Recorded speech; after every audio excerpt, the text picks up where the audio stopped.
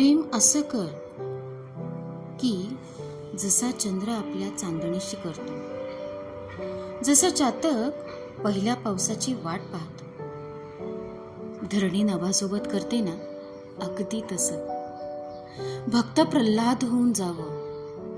इतकी भक्ती करावी त्या प्रेमाची की प्रभूला अवतार घ्यायलाही भाग पडावं. जळी स्थळी काष्टी पाषाणी फक्त एकच तंद्री लागावी. तुझं रूप मला यावं आणि माझं रूप तुला. एका लेकराला आईविषयी वाटतं तशी निरागसता आपल्या प्रेमात यावी. रत्नाकर सरितेशी जसा मिलाप करतो तसा प्रणय हवा, अभेद्य अजोड एक रूप. पाण्यात पाणी मिसळलं म्हणून रंग बदलत नाही, अगदी तसंच रतीचा मदन देहाचा वसंत हो.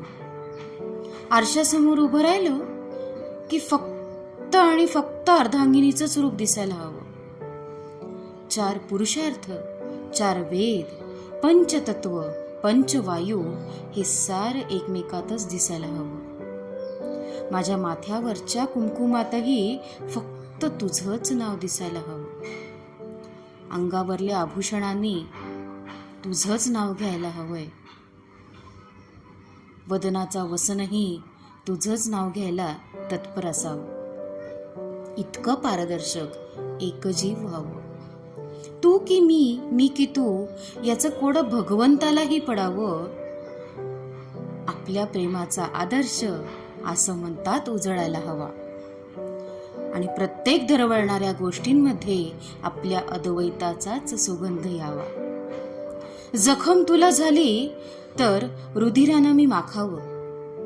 जखम तुला झाली तर रुधिरानं मी माखावं. साध्या म्हणण्यातही प्रणय स्पर्श करावस.